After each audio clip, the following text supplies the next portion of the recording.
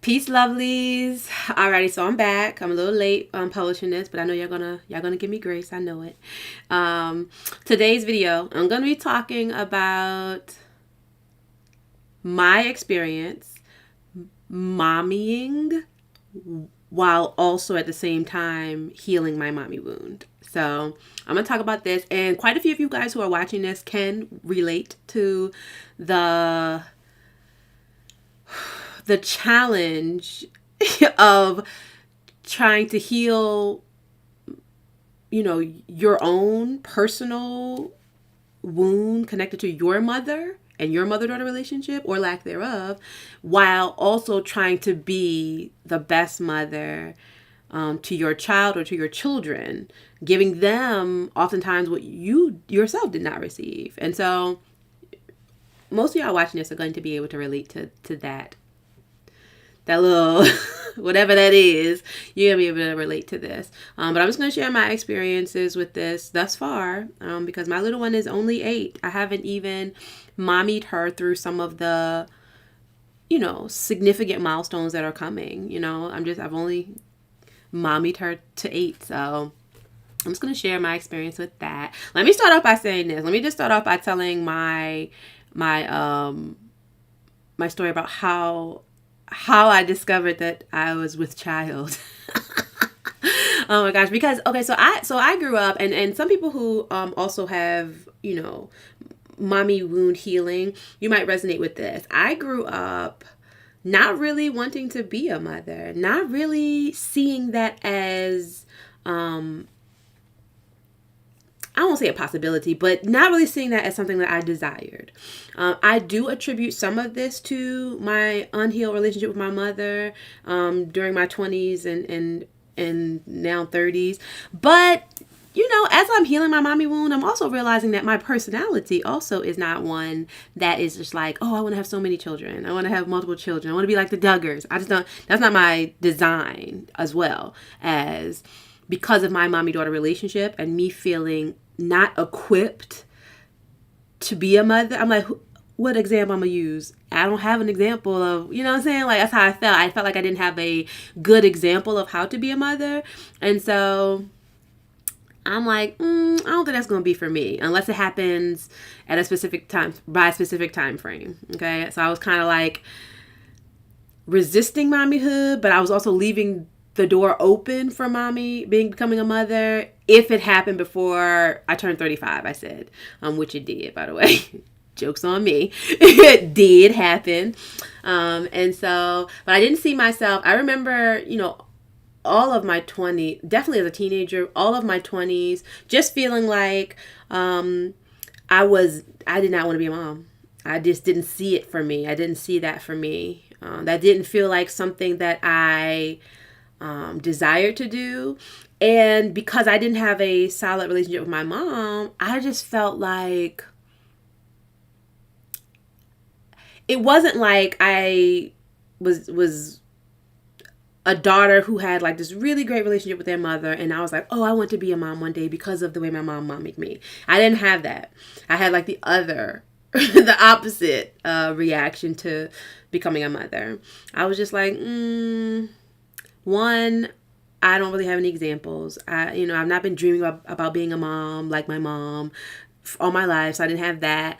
And I just low-key didn't want to do to anybody what, my mom kind of indirectly did to me. She did not intend to do this, but like I told you in the first couple videos, there were some factors around why I wasn't with my mom, and it wasn't all my mom. It wasn't all on her. So I know that. But I didn't want to have that same dynamic is what I'm saying. I didn't want to have that same dynamic with my daughter. And that was a fear of mine before I started healing my mommy wound. And so I did not grow up wanting to have children. That was not a desire that I was aware of, at least. And so I was married when I discovered, I was stable, in a stable relationship, married for, let me see, 11, 12, 4 years. 4 years. Yes, married for 4 years. You know what I'm saying? Like, comfy when when Zozo decided to break through, you know what I'm saying? To come on through and gift us with her presence. And so was not planning to have children, but also was like comfortable with the idea because I was in a committed relationship. I felt, pretty safe and stable to, like, I had a partner, etc. And so, but still was calculating my ovulation period down to the second, like knew when ovulation week was, which was, knew when baby making week was, baby making day was, you know what I'm saying? Like knew when to dodge that. I was dodging, dodging, the bullets, but, I don't know what happened. Probably got comfortable. Probably got too comfortable and had too much fun on baby making week. That's probably what happened. That's what I think happened. But, it was October 31st. It was October 31st, 2014. And I was partying. I remember me and my daughter's father were at a Halloween kind of party. Family was throwing it. So it was like a house party. So y'all know it was jumping. You know what I'm saying? We were partaking in plant medicine and things. You know what I'm saying? Like, was having a good time. Too good of a time. And at this point, like, so I was very meticulous. For those of you guys who don't know me, very meticulous with calculating my ovulation cycle. Like, no, I can count down when I'm about to start bleeding, 3, 2, 1. When I'm ovulating, 3, 2, 1. Like, I can just, it's down to a science at this point. All right. So October 31st, having a good time. But in the back of my mind, I'm sitting here thinking like, my cycle a little late. But I'm like, okay, boom. I've had late cycles before due to stress or whatever, just high demand, and I'm just like doing things and my body is just out of whack. Yeah, I've had some delays. So I'm like, oh, maybe I'm just stressed. Still partying, still having a good time. So the next day though, I'm like, if I don't come on tonight, then tomorrow I'm gonna go pee on the stick. Next day comes November 1st, 2014. Go pee on the stick. It's a positive. It reads positive. So at first I'm like, who did that? who did that? That's my first reaction. I send the picture of the positive test to Zoe's dad, and I can't remember what all his face looked like. I think it was like happy and shocked and scared, and I don't know, it's like multiple things at once. Like it just looked like I don't know, multiple things at once. There was an overall happiness between us, but also it was just like not ready, not it, like something like that. And so it took me a while to like digest what had happened. But I remember immediately going out and getting the largest What to Do When You're Expecting book that they had at Barnes and Nobles. I walked through the aisle, sat, read a little bit, was like, okay, boom, I want this book. Took that book home, and I don't think I did anything for the rest of the day. I started reading the book. I started just immediately imagining mommyhood, and like I just immediately started to think. And so that's how I discovered that I was going to have a baby. Of course, her dad and I spoke at length about when we would tell people, and then some other things. We kind of just dreamed out loud regarding the situation, but had mixed feelings about it. If I'm being completely honest, had mixed feelings about it because, like I said, I'm sitting here still knee deep, haven't even technically got into the healing of my mommy wounds yet, and about to have a baby. And so I had mixed feelings about this. And the crazy thing is, prior to me becoming a mom, I worked in the mental health field with at-risk youth and their families, helping them to establish skills for, being in relationship with one another, skills for, keeping the child in the house. Like, your girl was skilled, credentialed, could teach other people how to be family and how to be parent-child in harmony, could do all the things. But that did not necessarily prepare me for being a mom myself. Not initially, at least. I mean, those skills came in handy eventually, but initially I was like, yeah, but like when I'm teaching other people, I'm it's in essence giving the children back. I'm in essence leaving their house and leaving them with what I taught them. It's not, that's not my like reality every day, all day, like it's about to be now that I'm a mom. And so I felt such mixed emotions. I felt equipped to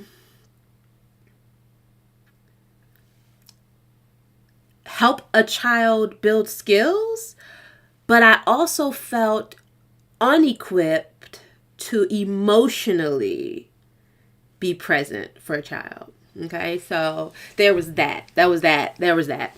So in my mind, we all think, most people who are about to have a child and they have, difficult relationships with their parents, we all kind of think the same thing. We don't want to mess up our children like we feel like our people messed us up. We want to be better than our parents. We want to make sure we don't bleed on them the way our parents bled on us, and we want to make sure we don't neglect them and their needs the way we felt neglected, and we want to make sure that we give them what we feel we didn't have. All right, those are the trauma thoughts when it comes to parenting, and it's all rooted in trauma because it's rooted in our desires for our children when we're in trauma is often rooted in what we didn't have, what we lacked. We're like, oh, I'm going to give them what I lacked. Or I'm going to give them an abundance of what I wish I had. You know what I'm saying? Which is it's all rooted in lack mindset. Versus us being healing our mommy daddy wounds and trauma first, and then creating baby, and then desiring to be the type of parents that our higher self wants us to be, not necessarily being a parent that is doing everything that our parents didn't do. You know what I'm saying? And so I was very much, when my daughter came through, 2014, 2015, this was before I had joined the sister circle, because I didn't join the sister circle until 2018, the top of 2018. And so was mommy in with a mommy wound, y'all, fully, not fully bleeding, because I had been doing healing on myself here and there inconsistently, but it was before the sister healing circle. You know what I'm saying? If you guys are just coming to this video and you haven't watched the other story times, definitely go back and watch story times 1, 2, and 3 so you can understand like how the healing circle, the sister healing circle, how that reconnected me to my womanness. And so prior to that, I was not connected to my womanness. Okay, was not connected, and was mommying. Okay, was definitely mommying for a few years. And because I was trying to make sure not to bleed on my baby girl, I was hyper vigilant, like making sure that I was attentive, making sure that I was nurturing her. I wore her the first few years to make sure that we had that skin to skin contact, to make sure that we had that bond, to make sure that she knew that I was present. She could hear my heartbeat. She had that connection with me. And so I wore her, also for obvious safety reasons. I wore her. I nursed her, okay, which is not something that was common in my family. All right, not for long at least, but I nursed her for over a year. What else? Was very conscious about the foods that I fed her. Was very consistent and organized around her medical appointments. And, was just, in my mind, I didn't have a playbook for how to be a mother. And I had no footprints in the sand for what to do. And so in my mind, I was just going to create my own plan. I was just starting from scratch. So it was like taking me a while, but I was like, okay, technically I have a blank slate, which could be considered a positive. I don't have to like unlearn to relearn who I want to be. I can just kind of start from scratch. I don't know exactly who I want to be. I can't say, oh, I'm going to take this from my mom and leave that. I didn't have enough experience with my mother to know what kind of mother she was. So I didn't have that much to like to unlearn or, rework. I just started from square one. And so I remember feeling like I didn't want to spend a lot of time with a lot of people. I remember feeling like I didn't want to hear a lot of opinions about what I should do, what I shouldn't do, especially from people who I felt were not trying to parent. They did not parent the way that I would like to parent, And so on the one hand, while I was healing my mommy wounds, I was thinking to myself, okay, I'm going to listen to all the feedback. I was a part of a mommy group. I had, elders and things like that who were in the vicinity around me. And so I was making sure be open. I wanted to be open to hear people's feedback because I didn't want to be a know-it-all mother. And at the same time, it was very important to me to be an intuitively led mother. Like I really wanted to trust my inner guidance regarding my child. And so I listened to other people, but I also, I didn't take everything that they said as law. I was like, okay, healing my mommy wound or not, this child has chosen me to be their mother, and so there must be something about me that they trust me to do. Let me tap into my inner guidance system. This is when I really started to really tap into that inner guidance system intentionally. And let me see what I feel led to do instinctively. All right. And so that's why I decided breastfeeding her. Okay. Sore nipples and all the lumps and pain and everything. I'm still breastfeeding her, for as long as I can go. Give her mother's milk, give her my immune system, which by this time, at this time my immune system has been strong since I was a child. So like A1. So I was like, I'm definitely pumping this baby out with my immune system. And I, at that time also when she was very young, I already knew like, I want to homeschool her for the beginning of her homeschooling years. I want to teach her to read. I want to be one of her first teachers. So I knew that. I knew I wanted to make sure that she had a certain diet from the beginning of her life so that she prioritized healthy eating and clean eating and things like that. I wanted to model that for her. So I already had ideas that were forming as she was forming regarding the type of mom I wanted to be.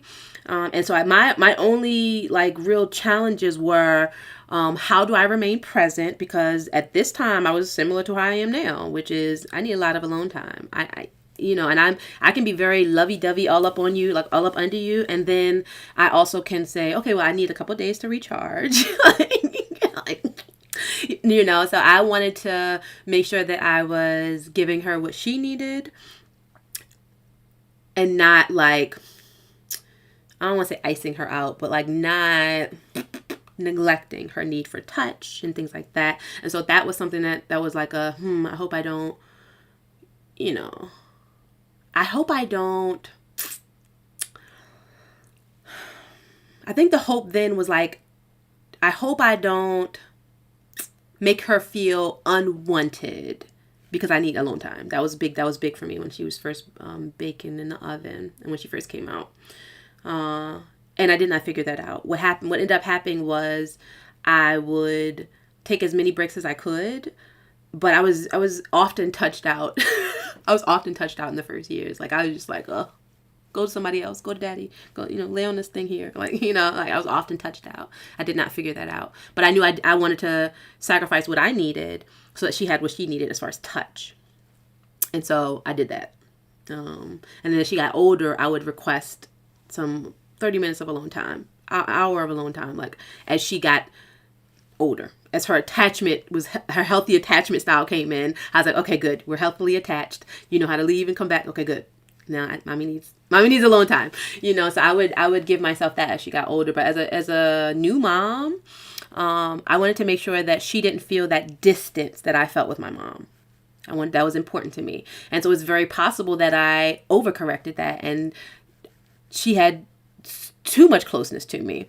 All right. And so I remember her dad and I saying, oh, we're going to put her in daycare for, 6 months to a year or something like that, just to get her out of our energy, just to give her that opportunity to socialize with people that's not her family and not us. And more so just for us, because we needed it. We needed to create space. And so we did that. And she was in a local daycare facility. I'll leave the name unsaid because I may be saying some things that might not be so great. But we put her in a local daycare center with her cousin at the time. He was older and more extroverted. She was not. I mean, oftentimes when they would send pictures, and she would just be holding up like the little signs, it looked like she was being held for ransom. She was so not comfortable with being with other people. I was like, oh, my baby, she's, you know, but she did it. She survived through it. Her cousin was a celebrity. She was not. You know, like, it was so good, but we needed it. Her dad and I needed it. And when the time, I'm not even going to slander this place's name, but when the daycare facility started like taking off her waist beads, you know what I'm saying? Like, because I was training her to wear waist beads, even in the diaper when she had a pamper. When they took off her waist beads, I was like, this is not gonna work. And they were like, oh, this is strangulation habit. It's a strangulation risk or something like that. Which, okay, I get that. If like you whittle it up from her waist and up her arms and around her neck or something like that, or you take, but it was, the waist beads were literally dropping into her diaper. They were basically in her diaper around her waist. And while I understood that they had precautions and procedures and policies set in place to protect the children, I just didn't want it. I didn't want to follow it. I was like, this ain't for us. She did her time. Like, this ain't even that serious. I was like, I don't really want to compromise our beliefs for whatever's going on here. I was like, it's not you, it's us. Let me take my baby up out of here. And then the rest of the babies can just be waist beadless. And that's fine. That's kind of how we did that. But she had a nice 8 months in a daycare facility. It got her out of our energy. It got us used to being out of her energy. And so it gave us the space that we needed to create that healthy attachment. And so that's how we did that, because some parents who are still healing their mommy daddy wounds, they will just be clingy, and don't ever let the child out of their sight. And they give their child, they smother the child. And I was very intentional about like not wanting to smother her, but also wanting to be very present. All right, and still working on balancing that. At this point, I feel like maybe I need to be more present, because I'm feeling like, are you away too often? So I think I'm going to be overcorrecting in that regard. But these were the earlier years. These were things that I was very much trying to figure out. And so as I continued to heal my mommy daddy wounds, specifically my mommy wounds, and mommy at the same time, what I discovered is that my daughter awoke something in me that felt very empowering. Okay. I felt like before she came here, I was still like a powerful energy, and I was still, striving to live in my truth. But now that she was here, I really felt like, oh, no, I have to figure this out. Like, I have to figure out how to live in my truth and how to be authentic and how to be in my power as a woman, because I have a female who I'm responsible for raising to be in her power, in her truth, and be authentic. Oh, I got to figure this out.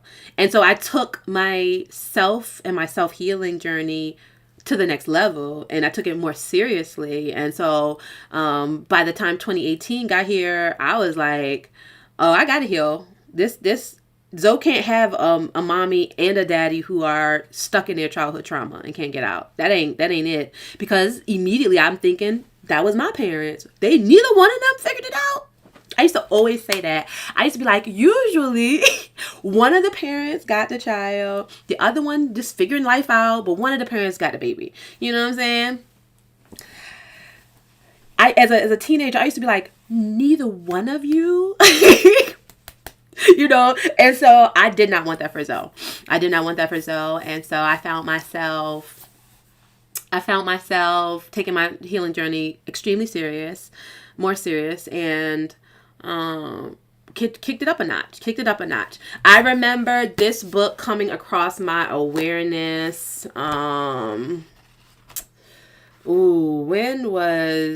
This was recently. This was after. So Sacred Woman, of course, I did that. If you haven't watched that video, go back and watch a few story times back where I talk about my sister healing circle, Sacred Woman. That was first. That opened me up. That book and that journey reconnected me to my goddess, divine, powerful womb healing version of myself.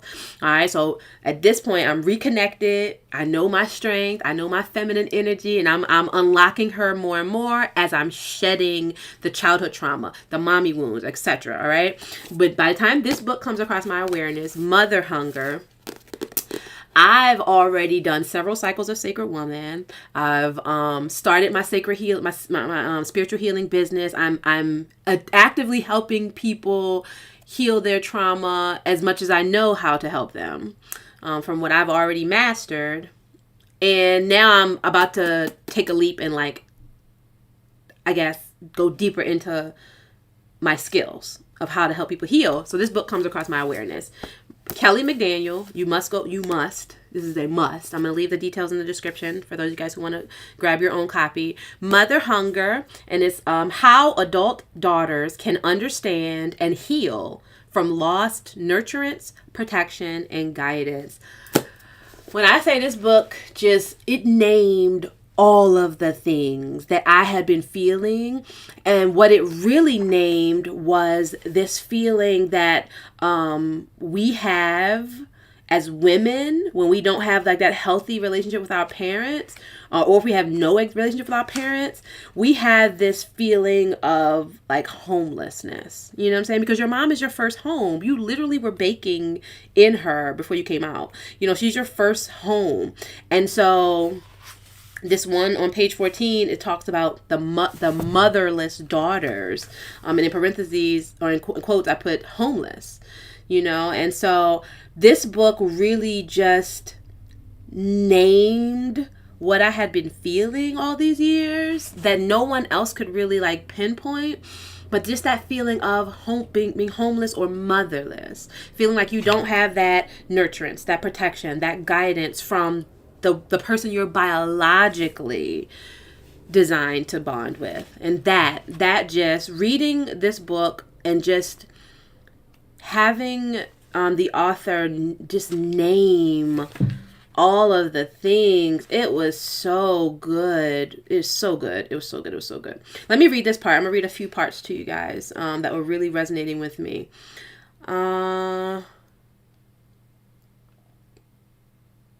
It says, mothering is a consuming occupation because little ones come with powerful survival instincts. From the very beginning of life, instincts compel newborns to stay close to their biological mother, as her voice, smell, and body are already familiar. She is home. Like adults who want one primary lover or a best friend, babies thrive in a familiar, soothing relationship during the early months. This is biology. When the biological mother can't be available, an individual other than the biological mother can be the primary caregiver. Sometimes, however, as in the case of medical emergency, maternal death, or adoption, an initial separation from the biological mother's body can add complications for bonding with an alternative caregiver. And that was just like, yeah, like I had an amazing aunt. I also talk about her in one of my previous story times. I had an amazing aunt. I had female mentors. I had other aunts, other cousins. I had people who could be caregivers to me, and yet nothing replaced that initial relationship. It just never could. Nothing just ever felt like it. Felt like right, you know, and that was named here. So being able to have somebody name that was so good for me. And honestly, she just goes on to describe, you know, all the different ways that we are hungry for our mothers when we don't have that healthy, nurturing, protective guidance from a mother, you know. And so reading this book really helped me to see myself, which helped me to heal areas of myself that I felt were not ready for mommyhood. And so Mother Hunger, I'm just going to say that here. I'm just going to recommend that here. For those of you guys who are like, no, I need to see me. I need to see where I'm bleeding so I know where to apply the healing. This is what that did for me. And it let me know that, I didn't necessarily have the example of a cruel mother per se. I had the example of a absent mother, a non-existent mother. And so I was yearning for things that I just had not had. And that helped me to then rewrite the story. And so what I found myself doing over the last year or so is, after I received this book and read it, what I found myself doing was writing a new story. I found myself identifying, okay, this is where my mother did not show up for me the way I think she needed to. Okay, boom, I forgive her. I worked on forgiveness, releasing it, etc., healing over that. And then from there, I went to a place of, if my mother could have, what would she have done? You know what I'm saying? And I imagined it, and then I would practice treating myself like my mom would have treated me. You know what I'm saying? So I'm actively healing my mommy wounds by reparenting myself, while actively parenting my daughter. Now, the beautiful thing is I'm reparenting myself as an adult. My daughter has not gotten to these adult-like stages or feelings or things yet. And so I had already started reparenting myself around the age that she was. And so I was ready to parent her at her age while I was still reparenting myself at my age.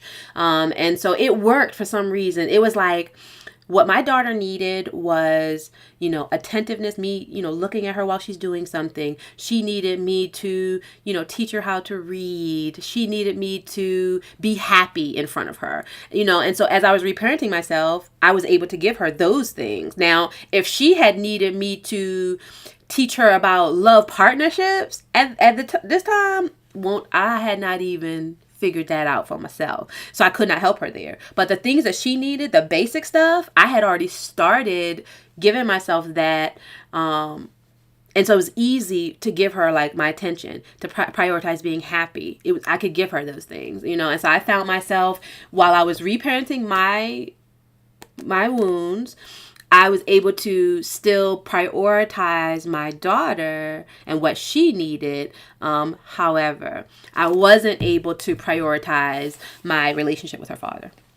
I wasn't able to do it because I was prioritizing my relationship with myself and my healing. And so something had to take a back seat. And that was what took a back seat. And probably some other things as far as career as well took a back seat.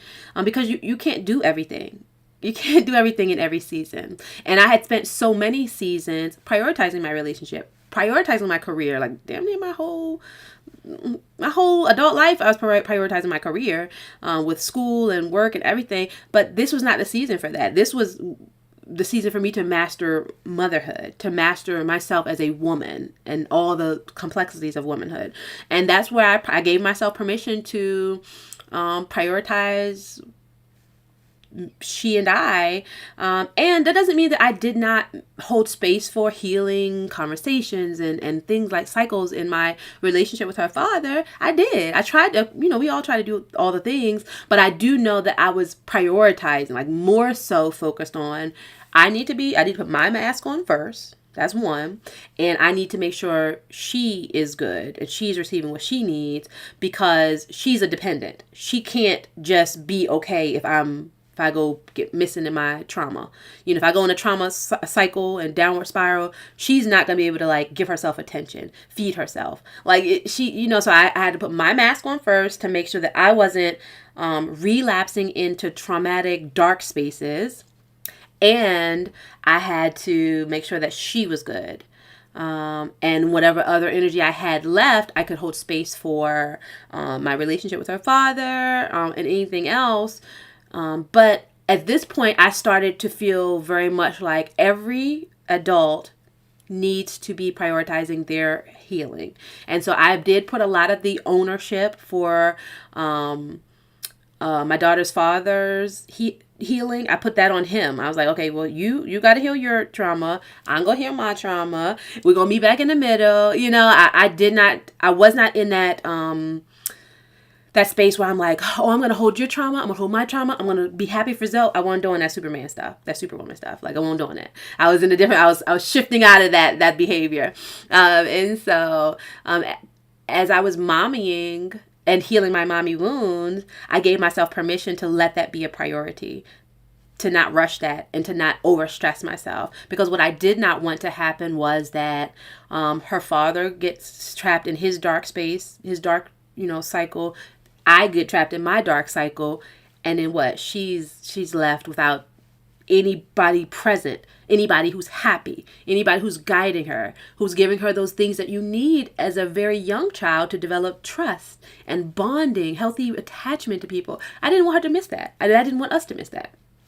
So I was like, okay, we're going to each prioritize our own healing as adults, and we're going to show up and be present for her, And if for some reason he was not as consistent or diligent with his part, I did not take on his stuff. And I did not fix that for him and her. Like, I'm like, y'all relationship is y'all, you two. She and I have our relationship. All I can do is she and I, and that's kind of how I did that, and I would do things like make sure that, we had family time and, here and there, but I wasn't overstepping, or micromanaging, and that's how I had to do it, because as most of you guys know, healing is exhausting. It's exhausting. And so healing my mommy wound, it was lots of crying. It was lots of times where I felt unequipped to do what I was doing. It was a lot. And I would still be, reading through this book. I would still be applying this book. I would still be hosting and facilitating healing spaces with others while mommying, and if I felt like I was doing something poorly, I would not be hard on myself. I would just correct what I was doing. And if I felt like I could do less, I would give myself permission to do less. Like, I remember as soon as Zoe was born, I stopped folding clothes. I just threw them in baskets. I'm like, I can't do everything. What are you talking about? Some things have to go. They have to stop. And so I just stopped folding clothes. I think I legit started folding clothes again for real, like this year, 2023. I mean, seriously.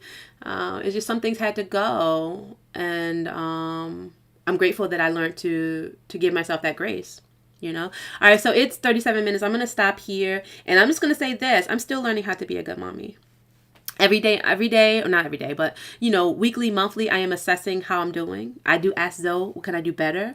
But honestly, I'm trusting my internal compass at this point. Like, it has been spot on for me as far as parenting. I have never regretted trusting my instincts. I have regretted not trusting my instincts before as it pertains to Zoe, but I've never regretted trusting it. It has always led me right. And at this point, I feel very much like I know exactly what Spirit wants me to do with that child. Maybe not with every child of the world, but with that child, Spirit gave me the code. They gave me the messages. They gave her the messages for her life. And I very much know how to support her on her soul's journey. I'm very clear on that. Does that mean that I don't ask for help from others? That's not at all what that means. I ask for help still. But the last decision maker is going to be myself and her dad. That's just how that's going to go. But I still ask for help because I don't know everything and I don't know what I don't know. And I just think that other people's perspectives add clarity to my perspective. And so I very much still rely on people for guidance and insight, but I don't rely on people more than I rely on myself. Like, I do not give my power away to others to decide how I should mother. And that's a part of me that I have worked very hard to cultivate, because I used to give everybody else power and authority over my decisions, and then not really be happy with the decision, and so I'm learning how to be in my truth, stand in my power, and I am very intentional about doing that in front of Zoe so that she can activate her self confidence in that same way, and so that's all I'm gonna say there. Mother hunger. It will help you navigate through your mommy wounds while you are mommying. And it is not a straight line. So it will require you to go in and out of your childhood trauma as you are healing and releasing it. It will require you to rewrite your script and rewrite your story, rewrite yourself over and over again until you just feel like this is the kind of mommy I want to be, all right, I'm gonna leave you guys with that. Drop me some comments down below to let me know what I should talk about next. I do have a little bit of a list, but it's really helpful when I know what people want to hear about, so I can just go and talk about that at length. All right, lovelies, this is 39 minutes, y'all. Forgive me. Just break it up into a couple videos. Just pause it and come back the next day or something, because this is long. Talk to y'all soon.